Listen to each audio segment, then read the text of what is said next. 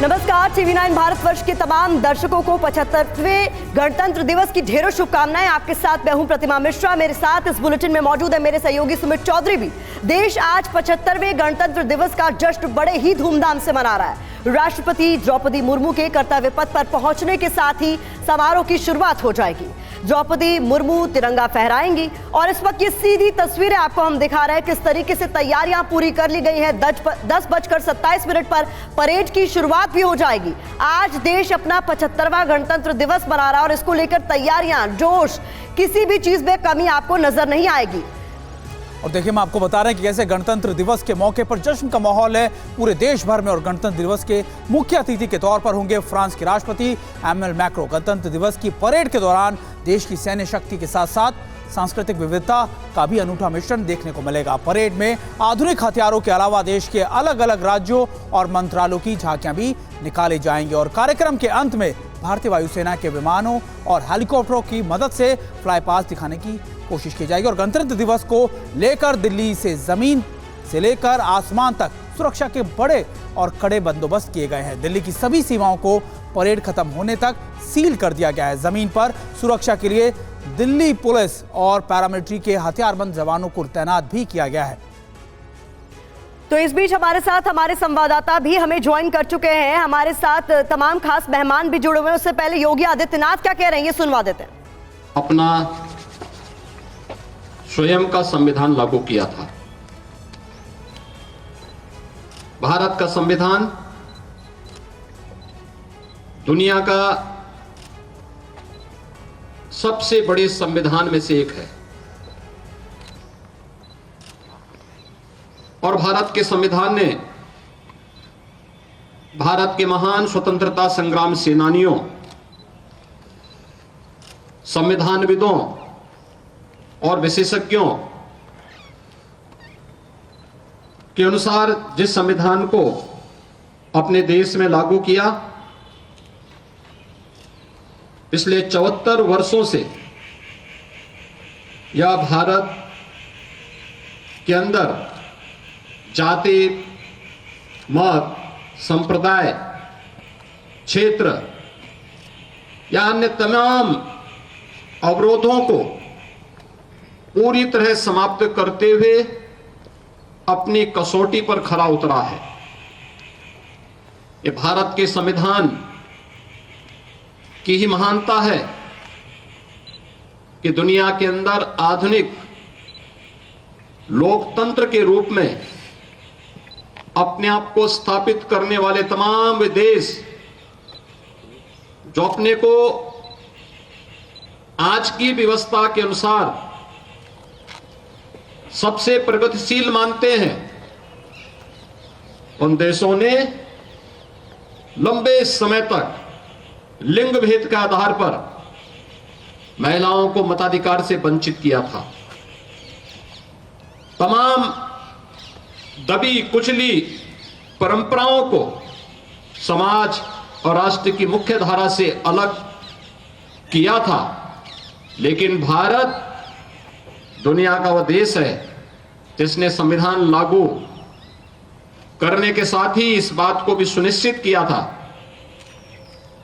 कि भारत के अंदर लिंग के आधार पर जाति, मत, मजहब, क्षेत्र के आधार पर किसी भी प्रकार का कोई भेदभाव नहीं होगा और भारत के हर वयस्क मतदाता को अपना मताधिकार करने, भारत के अंदर एक सरकार बनाने के लिए पूरा अधिकार दिया। यह भारत के संविधान के कारण भारत का हर नागरिक आज देश की सरकार को बनाने में उसका हिस्सेदार बना हुआ है। हमारा संविधान अनेक उपलब्धियों से भरा हुआ है और इसीलिए उन उपलब्धियों को ध्यान में रखते हुए अगर इस संविधान हमें अधिकार देता है तो हमारे कर्तव्यों के प्रति भी हम सबको आग्रही बनाता है। आदरणीय प्रधानमंत्री जी ने पूरे देशवासियों का इसी बात के लिए आह्वान किया है कि जब ये देश 2022 में अपनी आजादी का अमृत महोत्सव मना रहा था, तो उस अमृत महोत्सव वर्ष में उन्होंने देशवासियों का आह्वान किया था कि आगामी 25 वर्ष की एक व्यापक कार्य योजना को लेकर के हमें आगे बढ़ना होगा। इन 25 वर्षों में हम कैसा भारत चाहते हैं,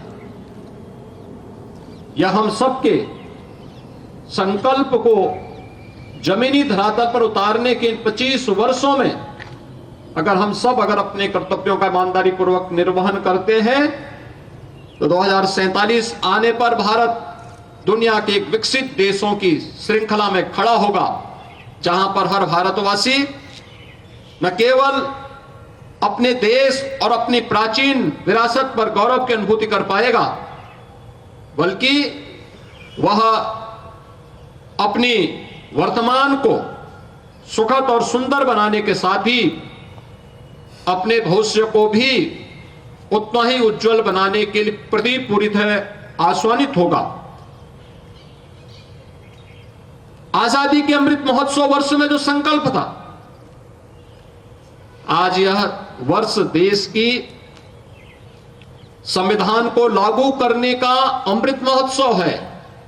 इस अमृत महोत्सव वर्ष पर जब देश का संविधान लागू हुआ था, हम सबको इस बारे में ध्यान रखना होगा कि संविधान हमारा सर्वोपरि है और संविधान हमें एक ही बात के लिए आग्रही बनाता है कि हम सबका जो भी कार्य हो वह देश के लिए हो, हर काम देश के नाम। अगर हम देश के प्रति अपने इस दुनिया के सबसे प्राचीनतम राष्ट्र के प्रति अपनी श्रद्धा और सम्मान के भाव को व्यक्त करते हैं, हर व्यक्ति, हर जाति, हर मत, हर मजहब, हर संप्रदाय इस देश के अंदर अपने आप को सुरक्षित महसूस करेगा। आजादी का अमृत महोत्सव के उपरांत आज हमें भारत के संविधान को लागू करने के अमृत महोत्सव वर्ष में भी सहभागी बनने का अवसर प्राप्त हुआ है और ये दोनों एक साथ अगर चलेंगे तो देश की संविधान की रक्षा और संविधान के अनुसार अपने कर्तव्यों का निर्वहन करके हम लोग अपनी आजादी को भी अक्षुण्य बनाए रख सकते हैं और भारत को दुनिया की एक सबसे बड़ी ताकत के रूप में स्थापित करने में अपना योगदान दे पाएंगे। मैं एक बार फिर से भारत माता के उन महान सपूतों को, जिन्होंने देश के संविधान को बनाने में अपना योगदान किया, राष्ट्रपिता महात्मा गांधी के नेतृत्व में चला आजादी का आंदोलन और आजादी के बाद जब ये देश अपने संविधान निर्माण के लिए आगे बढ़ा था तो एक नाम सबके मुंह पर आया था, सर्वमान्यमति से जिन्होंने उस नाम का चयन किया था, वह नाम था डॉक्टर राजेंद्र प्रसाद जी का। राजेंद्र प्रसाद जी ने देश के संविधान को सभी संविधानविदों, स्वतंत्रता संग्राम सेनानियों और विशेषज्ञों के साथ मिलकर के जो स्वरूप प्रदान करने में और उसकी विभिन्न बैठकों में तमाम प्रकार की मत भिन्नता के बावजूद सर्वानुमति बनाने का प्रयास किया, अभिनंदनीय रहा और उन सभी विशेषज्ञों के अनुसार भारत के संविधान को लिपिबद्ध करके उसकी ड्राफ्ट तैयार करके वर्तमान स्वरूप में देने का श्रेय भारत के उस महान सपूत बाबा साहब डॉक्टर भीमराव अंबेडकर जैसे महापुरुषों को दिया जाता है और इन महापुरुषों ने जिस तत्परता के साथ, जिस प्रतिबद्धता के साथ अपने दायित्व का निर्वहन किया, वह हम सब के लिए अनुकरणीय है। मैं इस अवसर पर भारत माता के उन महान सपूतों को, जिन्होंने अपना सर्वस्व देश की आजादी के लिए समर्पित किया, उन महान संविधानविदों, स्वतंत्रता संग्राम सेनानियों को इस अवसर पर नमन करते हुए पूरे प्रदेशवासियों को 75वें गणतंत्र दिवस के अवसर पर अपनी हृदय से बधाई देता हूं, अपनी शुभकामनाएं देता हूं। धन्यवाद। जय हिंद। तस्वीरें आपके सामने हैं। देश में एक अलग ही रौनक देखने को मिल रही है और बड़ी बात क्या है, आज बहुत अलग अंदाज से परेड की शुरुआत होने वाली है, क्योंकि थीम है विकसित भारत और नारी शक्ति। यह थीम है। मेरे सहयोगी सुमित ने काफी अच्छी इसकी डिटेलिंग कर रखी है, लेकिन एक और बड़ी खबर, आज पारंपरिक जो हमारा बैंड होता है वो नहीं रहेगा। आज पारंपरिक वाद्य यंत्र के साथ करीब 100 से ज्यादा महिलाएं इसको लीड करेंगी। ये शुरुआत होने वाली है। सुमित मेरे साथ है, नारी शक्ति की थीम है। सुमित, वेरी क्विकली बताइए हमें जरा। देखिए, बिल्कुल करीबन 100 मिनट की ये परेड होगी, लेकिन सबसे ज्यादा खास बात ये होगी कि नारी शक्ति को प्राथमिकता दी गई। चाहे वो कंटीजेंट आप कह लीजिए, चाहे आप फ्लाई पास कह लीजिए, इंडियन एयरफोर्स की करीबन 15 जो पायलट्स हैं वो महिलाएं हैं जो इस पर फ्लाई पास में हिस्सा ले रही हैं। इसके अलावा कंटीजेंट्स को, जो मिक्स कंटीजेंट्स हैं आर्मी, इंडियन नेवी और एयरफोर्स के, उसमें भी महिलाएं ही हैं। तो ये निश्चित तौर पर महिला शक्ति को प्राथमिकता देने के साथ साथ विकसित भारत यानी खुद के हथियार, खुद के बने हथियारों को भी प्राथमिकता से आज कर्तव्य पथ पर दिखाया जाएगा। यही थीम है निशांत, और कहा यह जा रहा है कि आज 100 मिनट में दुनिया भर के तमाम देश भारत की दोनों शक्ति क्षमताएं देख सकेंगे।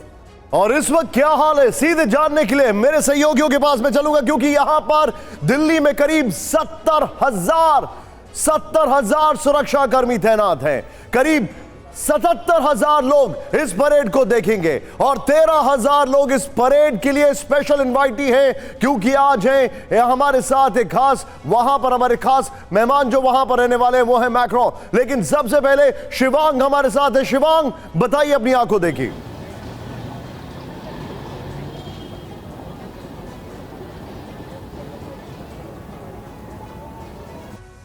शायद शिवांग तक हमारा संपर्क नहीं हो पा रहा है, लेकिन जितेंद्र के पास चलेंगे। जितेंद्र, बताइए अपनी आंखों देखी, कहां पर हैं, क्या देख रहे हैं, क्या उत्साह है, क्या जोश है?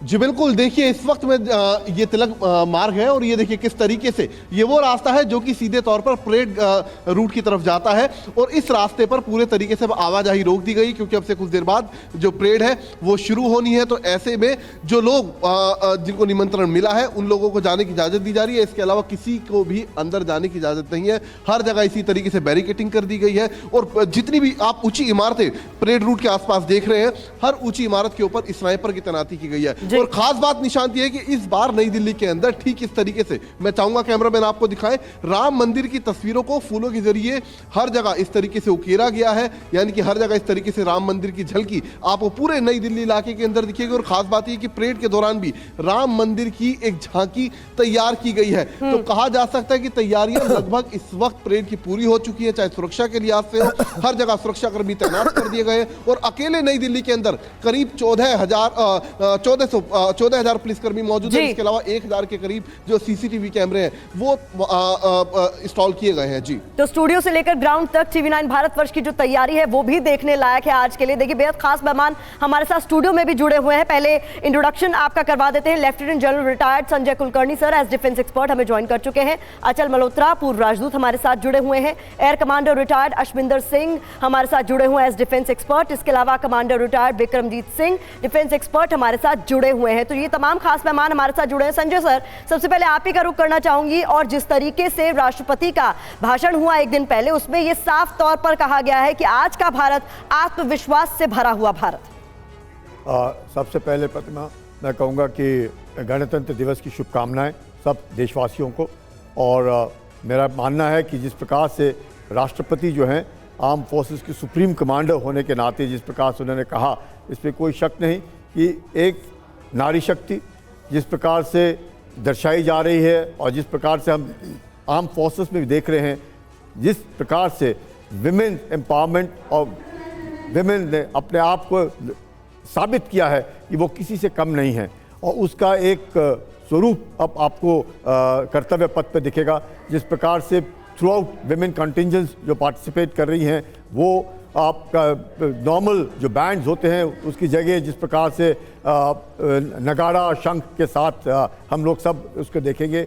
और मुझे लगता है कि भारत जो है जिस तेज प्रगति के साथ बढ़ रहा है, विश्व में जिस प्रकार से नाम कमा रहा है, चाहे चांद के ऊपर उसका लैंडिंग हो या फिर G20 के बाद जिस प्रकार से भारत की छवि बढ़ी है, जिस प्रकार से आर्म फोर्सेस का मॉडर्नाइजेशन हो रहा है, मुझे लगता है हर एक स्थिति में, हर एक फील्ड में भारत को एक ग्लोबल साउथ में भी जिस प्रकार से प्रतिनिधित्व कर रहे हैं, भारत की छवि जिस प्रकार से पूरे विश्व भर में भारत की इकोनॉमिक स्ट्रेंथ जो है 5th लार्जेस्ट इकोनॉमी, बहुत जल्दी 3rd लार्जेस्ट इकोनॉमी होगी, जिस प्रकार से उसके द्वारा अगर हम देखें आर्म फोर्सेस में भी एक्सपोर्ट जो कम से कम 10 साल पहले हम देखते थे 600 करोड़ का एक्सपोर्ट होता था, आज तकरीबन 16,000 करोड़ का एक्सपोर्ट कर रहे हैं हम, 85 देशों को एक्सपोर्ट कर रहे हैं। संजय सर, बड़ी जल्दी 35,000 करोड़ का हम लक्ष्य प्राप्त करेंगे। तो ये धीरे धीरे करके जो देख रहे हैं, जिस प्रकार से हमारे पड़ोसी हैं और जिस प्रकार से वो हरकत करते हैं, कार्रवाइयाँ करते हैं, उनको अपनी जगह दिखाना और धीरे धीरे करके भारत जिस प्रगति की ओर बढ़ रहा है। सर, यही तो बात है। देखिए, लगातार मॉडर्नाइजेशन के साथ साथ आप कर्तव्य पथ पर अपनी प्रगति कैसे दिखा सकते हैं। तारीफ और हम सब को गर्व करना चाहिए कि हम सब भारतीय हैं। बिल्कुल सर, देखिए हम सब भारतीय हैं और यही सबसे बड़ा गर्व का बात तो है। ये भी बात है कि भारत कैसे लगातार अपनी प्रगति की तरफ बढ़ रहा है। आज कर्तव्य पथ से हम प्रगति पथ को भी दर्शाएंगे। शिवांग माथुर का रुख कर लेते हैं। शिवांग लाल किले पे मौजूद हैं। शिवांग, तस्वीरें दिखाइए और बताइए क्या कुछ तैयारियां हैं सिक्योरिटी पॉइंट ऑफ व्यू से। बिल्कुल सुमित, देखिए मैं इस वक्त लाल किले पे मौजूद हूं और ये वो जगह है जहां पे जो परेड होगी वो करीब 12:30 बजे के आसपास पहुंचेगी और यहीं पे आके परेड डिसमिस होती है। मैं तस्वीरें आपको दिखाता हूं पहले लाल किले की, जहां पे कई 100 पुलिस वाले तैनात हैं सुरक्षा के अंदर।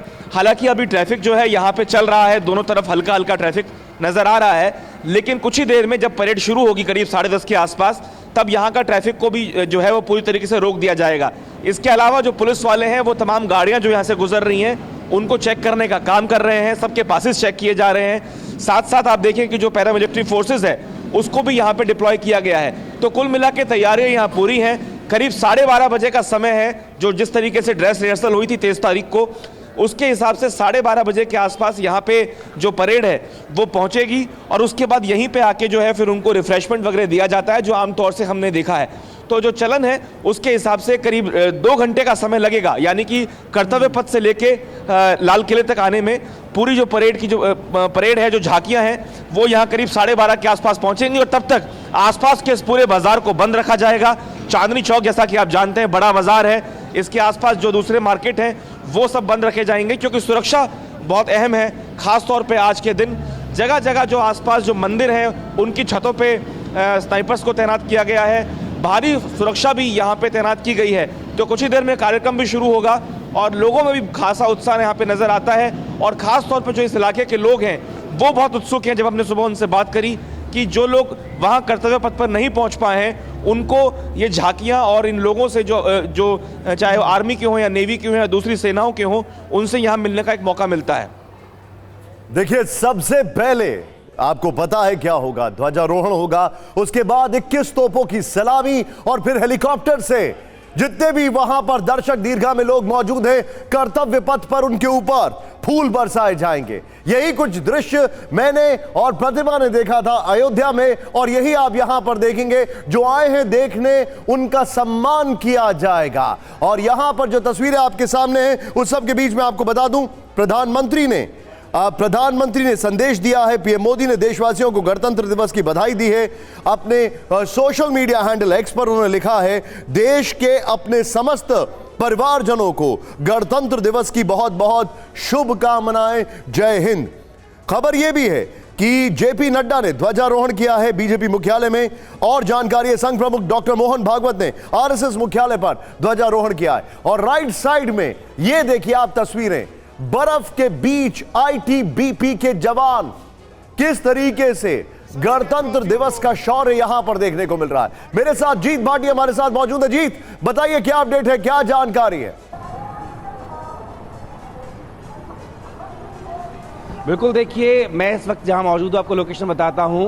आईटी पे मौजूद हूं। यहीं से लुटियन से होकर जो परेड है वो पुरानी दिल्ली की तरफ होती हुई लाल किले की तरफ जाएगी। और देखिए जिस जगह यहाँ पे खड़ा हुआ हूँ यहीं पर अब से ठीक तकरीबन 1 घंटे बाद देश की संस्कृति, शौर्य और पराक्रम को दिखाती हुई जो तमाम झांकियाँ हैं, 16 राज्य और 9 मंत्रालय, वो यहीं से गुजरेंगे। और इस दौरान तमाम हमारा जो संस्कृति वो दिखाई जाएगी। बताया जाएगा 75 साल पहले हमने कहाँ से शुरुआत की थी और आज हम कहाँ पर पहुँच चुके हैं। तो भले ही अभी देखिए ट्रैफिक की आवाजाही यहाँ पर खोली हुई है, लेकिन थोड़ी देर बाद ये ट्रैफिक की आवाजाही रुक जाएगी और जब यहाँ से परेड निकलेगी तो हर देशवासी के लिए एक गर्व का पल होगा, क्योंकि ये 75 साल का सफ़र है उसको दर्शाएगा, साथ ही ये बताएगा कि आखिर हमें आगे के लक्ष्य क्या है। खासकर मैं मंत्रालय की बात करूं तो आईटी डिपार्टमेंट का, जो आईटी विभाग का जो झांकी होगी उसमें एआई को तरजीह दी गई है, तो वहीं पर जो यूपी की झांकी होगी उसमें भगवान श्री राम का जो बाल रूप है उसको उसमें दिखाया गया है। तो पूरा कह सकते हैं कि एक समावेश यहाँ देखने को मिलेगा, एक संगम देखने को मिलेगा, जिसमें हमारी संस्कृति से लेकर के परंपरा और आधुनिक भारत हम कहाँ पहुँचे हैं, आगे हमारे लक्ष्य क्या है, तमाम दिखाते हुए जो झांकी है। तो साफ तौर पर इस बार का गणतंत्र दिवस इसलिए भी बेहद खास हो जाता है क्योंकि महिलाओं की हिस्सेदारी इसमें बहुत बढ़ चढ़कर नजर आने वाली है, इसलिए मैं तो बहुत ज्यादा उत्सुक हूँ। मेरे साथ जो खास मेहमान मौजूद है उनका भी रुख करना चाहूंगी। Achal sir, what are you looking forward to? इस बार हम अगर गणतंत्र दिवस की बात करें, खास तौर पर आप क्या देखने में को लेकर ज्यादा उत्सुक है? क्योंकि झांकियों को लेकर तो हर कोई उत्सुक होता है हर बार, और सवाल मेरा G20 के सफल आयोजन को लेकर भी है, जिसका जिक्र राष्ट्रपति की ओर से किया गया। देखिए, गणतंत्र दिवस का जो सीधा सीधा संबंध है वो हमारे अडॉप्शन ऑफ कॉन्स्टिट्यूशन के साथ है, और कॉन्स्टिट्यूशन के हिसाब से जो भारत है ये एक बहुत ही मजबूत डेमोक्रेसी है। तो 26 जनवरी का जितने भी प्रोग्राम्स होते हैं वो आपको एक तो याद दिलाते हैं कि भारत की जो डेमोक्रेसी है वो कितनी वाइब्रेंट है और कितनी स्ट्रॉन्ग है। दूसरी तरफ इस मौके को हम इस्तेमाल करते हैं पूरी दुनिया में दिखाने के लिए कि भारत कितना सशक्त है मिलिट्री टर्म्स में। और तीसरा जो है हमारा डिस्प्ले होता है वो कल्चरल डाइवर्सिटी है जो हम इस परेड के थ्रू दिखाते हैं। अब किसी भी देश की मजबूती के लिए 2 या 3 चीज़ें ज़रूरी होती हैं, एक पॉलिटिकल स्टेबिलिटी, एक रॉब्यूस्ट इकोनॉमी और एक आपके पास मिलिट्री कैपेबिलिटीज़। आज की तारीख में तीनों ही चीज़ें भारत के पास हैं, और ये तीनों चीज़ें एक ऐसी जो इसका जो मिश्रण है, इसके चलते हुए भारत की जो पोजीशन है ग्लोबल सिनेरियो में, ग्लोबल प्लेटफॉर्म पे, वो बहुत ही मजबूत हुई है, और उसको दर्शाने का हमें जो है एक बार फिर से मौका मिला है। और ये ख़ास तौर से हमारी जो 25th एनिवर्सरी है, जो हमारी स्ट्रैटेजिक पार्टनरशिप फ्रांस के साथ, उसका भी कल्मिनेशन है। तो उसके चलते हुए हमारे पास फ्रेंच प्रेसिडेंट भी आए हुए हैं। फ्रांस, जैसा कि आप लोग जानते हैं, पूरे यूरोप में भारत का एक बहुत ही मजबूत पार्टनर रहा है शुरू से। 1998 में जब हमने न्यूक्लियर टेस्ट किए थे तो फ्रांस पूरे यूरोप में एक लौता देश था जिसने भारत के ऊपर सैंक्शंस नहीं लगाई थी। और बहुत से इम्पोर्टेंट क्षेत्र हैं जहां भारत और फ्रांस की इस समय काफ़ी मजबूत बायलैटरल कोऑपरेशन चल रही है। वो स्पेस है, चाहे वो आप सिविल न्यूक्लियर कोऑपरेशन की बात कर लें या डिफेंस और सिक्योरिटी की बात कर लें, ये तीनों तो ट्रेडिशनली रहे हैं। अब ट्रेड और इन्वेस्टमेंट्स में भी दोनों देश काफ़ी आगे बढ़ चुके हैं। इनफैक्ट हमारी बहुत सारी कंपनीज ऐसी हैं जो फ्रांस में हैं, जिसके चलते हुए 8000 जॉब्स जो है हमने फ्रांस में क्रिएट करी हैं, और सैकड़ों हज़ारों जॉब्स फ्रेंच कंपनीज ने भारत में क्रिएट करी हैं। सबसे largest, one of the largest Europe का जो इन्वेस्टर है इंडिया में, वो फ्रांस है। और अब हमारा जो कोऑपरेशन है वो बायलैटरल से निकलकर ट्रायलैटरल और मल्टीलैटरल हो रहा है। अब इंडिया, ऑस्ट्रेलिया, फ्रांस, हमने एक मीटिंग करी, इंडिया, फ्रांस और यूए की एक मीटिंग हुई। तो जो हमारा इसका आप कह सकते हैं कि कैनवस जो है वो बढ़ रहा है। और G20 तो आपने जिक्र किया G20 के बारे में। G20 के बाद तो भारत की पूरी इमेज ही पूरी दुनिया में बदल गई है। सर, G20 अगर आप इस ओवरऑल कैनवस को देखें, एक तरफ G20, दूसरी तरफ हमने क्या देखा? दूसरी तरफ हमने देखा अयोध्या में प्राण प्रतिष्ठा, तीसरी तरफ हमने क्या देखा? इमैनुअल मैक्रोन, और फिर कई सारी चीजें जो इस वक्त सामने आ रही हैं। पाकिस्तान में कमोशन है, चाइना में टेंशन है, इकोनॉमिक टेंशन बहुत ज्यादा है, श्रीलंका की हालत खराब है, लेकिन भारत आगे बढ़ रहा है। अंकित जम्मू से हमारे साथ हैं। अंकित, क्या हाल है वहां पर इस वक्त? वहां पर जोश कैसा देखने को मिल रहा है? देखिए जोश हम दिखाएंगे, लेकिन सबसे पहली तस्वीर हम अपने दर्शकों को दिखाने की कोशिश करेंगे। ये देश की आन बान और शान तिरंगा झंडा है, और ये जो झंडा जो है ये पाकिस्तान के सियालकोट तक दिखेगा। अब बात जो निशांत आपने जोश की कही, ये जवानों को आप साफ तौर पे देखिए कि किस तरीके से यहाँ पर जवान जो है वो यहाँ पे पहुंचे हैं, और यहाँ पर इन जवानों के साथ हम बोलेंगे भारत माता की, भारत माता की, भारत माता की। तो ये देखिए, ये है जज्बा, ये है जुनून।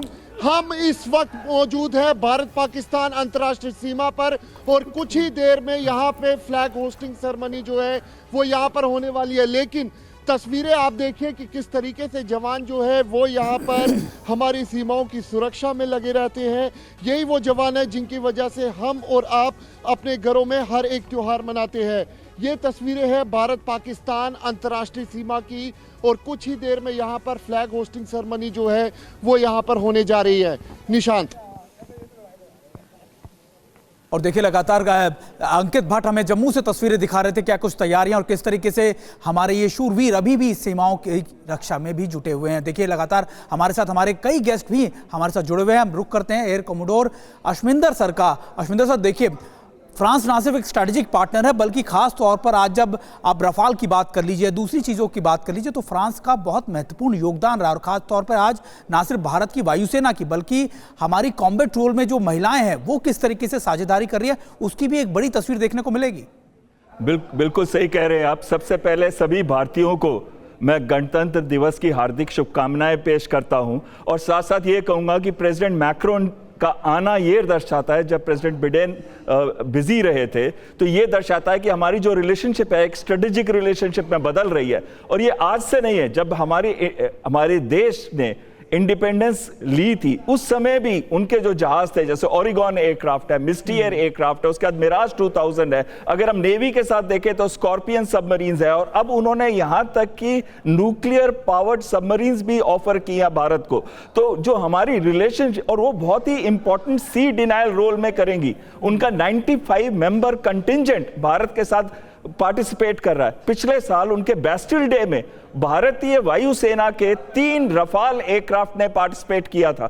तो कहीं ना कहीं यह दर्शा रहा है कि भारत और फ्रांस दूसरे वेस्टर्न देशों के साथ और रशिया के साथ भी और दूसरे ईस्टर्न देशों के साथ भी मिलकर एक नए वर्ल्ड ऑर्डर की तरफ बढ़ रहा है। और कहीं ना कहीं इसमें बहुत गर्व होता है कि हमारी महिलाएं बहुत आगे जा रही हैं। हम महिलाओं को अगर देखें तो 2000 के करीब महिलाएं भारतीय वायुसेना के अंदर है, और तीनों सेनाओं के अंगों में आज महिलाएं इंपॉर्टेंट रोल प्ले कर रही हैं। तो एक जेंडर न्यूट्रल आर्म फोर्सेस की तरफ हम बढ़ रहे हैं। और महिलाओं में देखें तो फाइटर पायलट तक बन चुकी हैं, और कई फाइटर पायलट के नाम आपको शिवांगी सिंह और कई और फाइटर पायलट के नाम आपको मालूम है। सर, मैं आपको माफी के साथ इस वक्त रोकना चाहूंगी, कुछ खास तस्वीरें सामने आ रही हैं, पहले दर्शकों को वो दिखा देते हैं। माफी के साथ आपको रोक रही हूं। रक्षा मंत्री राजनाथ सिंह इस वक्त तस्वीरों में आपको नजर आ रहे हैं, झंडा फहराया गया, और रक्षा मंत्री राजनाथ सिंह को तस्वीरों में इस वक्त आप देख सकते हैं। आज देश 75वां गणतंत्र दिवस मना रहा है, और इस मौके पर जो अलग अलग तस्वीरें आ रही हैं, TV9 भारतवर्ष आप तक पहुंचा रहा है। तस्वीरों में इस वक्त आप देख सकते हैं रक्षा मंत्री राजनाथ सिंह को। तो विक्रमजीत सिंह जी, बहुत खास होगा डिफेंस सेक्टर जो हमारा है वो किस तरीके से मजबूती के साथ आगे बढ़ रहा है, उसकी झांकी जो है हमें आज कर्तव्य पथ पर भी नजर आएगी।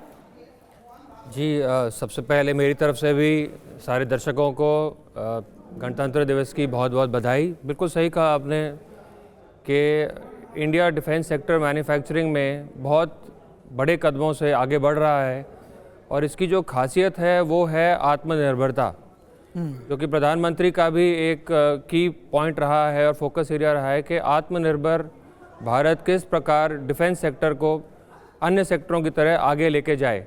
आज जो मिनिस्ट्री ऑफ डिफेंस की झांकी है वो भी इसको अच्छी तरह दर्शाएगी, जहाँ पे आपको स्कॉर्पियन सबमरीन और हमारे LCA एयरक्राफ्ट, ALH एयरक्राफ्ट, ये सारी चीज़ें आपको झांकी में देखने को मिलेंगी। और ये तो जैसे कि जनरल संजय ने बताया था कि आज डिफेंस मैन्युफैक्चरिंग का जो स्केल है और जो रेंज है वो इतना ज़्यादा बढ़ गया है, कई थोड़े क्रिटिकल एरियाज़ को छोड़ते हुए, जो भी मैं चाहता हूँ और मैं देख रहा हूँ कि वो भी आने वाले वक्त में हम उसका भी इंडिजनाइजेशन हो जाएगा।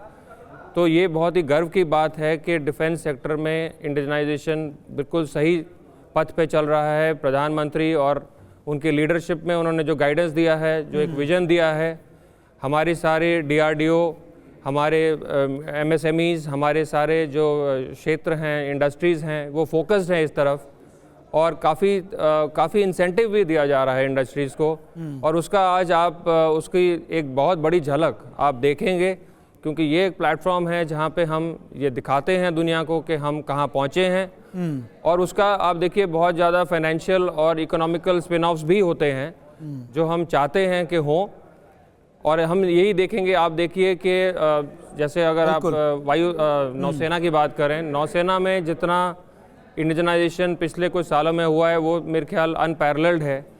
आज करीब 60-70। सर आपको बीच में रोकना चाहेंगे, माफी चाहेंगे, क्योंकि रक्षा मंत्री राजनाथ, मेरी बहुत बहुत हार्दिक शुभकामनाएं।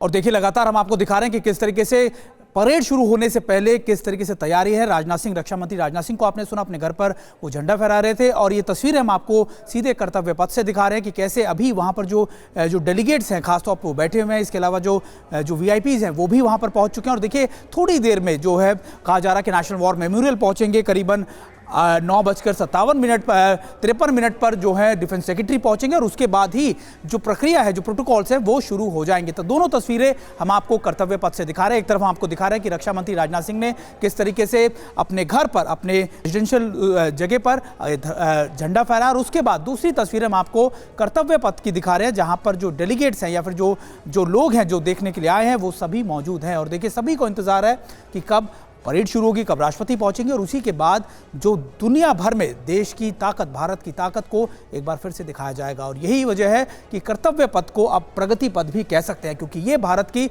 प्रगति का वो पथ है जो दुनिया भर की नजरें जिस पर आज बनी होगी। और हमारे साथ हमारे कई गेस्ट भी मौजूद हैं। अचल सर, जब आप बात करते हैं ट्रांसफॉर्मेशन की, आप बाइंग नेशन से बिल्डिंग नेशन की तरफ बढ़ रहे हैं। लगातार आप ऐसे देश बन रहे हैं जिस पर नजरें दुनिया भर के देश की है, और खासतौर पर ऐसे वक्त में जब दुनिया के अंदर वर्ल्ड वॉर सिनेरियो क्रिएट हो चुका है। ऐसे में भारत की भूमिका या भारत का डिफेंस सेक्टर कितना अहम योगदान इसमें करेगा, आपका रुख करूंगा। लेकिन सर दो तस्वीरें अपने दर्शकों को एक बार फिर दिखा दे। आप देख रहे हैं कि यूपी के मुख्यमंत्री योगी आदित्यनाथ की तस्वीरें और रक्षा मंत्री राजनाथ सिंह की तस्वीरें, दोनों ही ध्वजारोहण की तरफ तस्वीरें हैं, झंडा फहराने की तस्वीरें। और देखिए लगातार, अच्छा सर जो मैं सवाल आपसे पूछना चाह रहा था वो ये है कि आखिरकार भारत की भूमिका किस तरीके की रहेगी आज वर्ल्ड ऑर्डर की जब बात करते हैं आप? तो देखिए पिछले कुछ समय से भारत की भूमिका बहुत ही महत्वपूर्ण हो गई है। एक सेंट्रल फोकल पॉइंट बन चुका है भारत। दुनिया का कोई भी छोटा या बड़ा मुद्दा नहीं, ऐसा मुद्दा नहीं है जिसमें भारत के व्यूज़, भारत के विचार जानने बिना आगे बढ़ने की क्षमता हो। दुनिया में ऐसा नहीं है, क्योंकि भारत ही एक ऐसे देशों में से इकलौता देश है जो शांति प्रिय है, जो पॉलिटिकली स्टेबल है, जो जिसकी इकोनॉमी जो इससे बहुत ही फास्टेस्ट ग्रोइंग इकोनॉमी है। आप बड़े बिना किसी शक के कह सकते हैं कि आज की तारीख में भारत एक बहुत बड़ा ग्लोबल प्लेयर है। और जिस तरह से भारत विश्व मित्र के रूप में खास तौर से कोविड के टाइम से निकल के आया, जिस तरह से हमने अपनी वैक्सीन मैत्री के द्वारा दूसरे देशों की मदद करी है, जिस तरीके से हमारा जो ह्यूमैनिटेरियन असिस्टेंस है, बजाय ये देखे हुए कि वो सामने कौन है जिसको ज़रूरत है, हमने उसे पहुंचाया है। चाहे वो अफ़गानिस्तान हो, चाहे वो टर्की हो, चाहे कहीं भी हो दुनिया में अगर ज़रूरत पड़ी है तो हमने लोगों को इवैक्यूएट किया है। तो इन सब चीज़ों की जो एक क्यूमुलेटिव इमेज बन के आती है, तो वो भारत की छवि जो है इंटरनेशनल पटल पर बहुत ही मजबूत हो चुकी है। और दुनिया के जितने भी मुद्दे हैं, चाहे वो टेररिज्म का मुद्दा हो, चाहे वो क्लाइमेट चेंज का मुद्दा हो, चाहे वो यूनाइटेड नेशंस की रिफॉर्म्स की बात हो, सब डिसआर्मामेंट की बात हो, जो भी मुद्दा पूरे विश्व को से संबंधित है, वहाँ भारत के व्यूज़ को ना सिर्फ सुना जाता है बल्कि उस पर बात भी की जाती है। सॉफ्ट पावर की अगर आप बात करते हैं, जब हम यूनाइटेड नेशंस में योगा की बात करते हैं तो योगा को इंटरनेशनल डे डिक्लेयर कर दिया जाता है। तो इस तरह से अगर आप देखें तो आज भारत की हर बात को ना सिर्फ सुना जा रहा है बल्कि उस पर इम्प्लीमेंट भी किया जा रहा है। महत्वपूर्ण बात आपकी तरफ से की जा रही है कि भारत निर्भर कम आत्मनिर्भर ज्यादा हो चुका है, और जब भारत कुछ कहता है तो पूरी दुनिया सुनती है।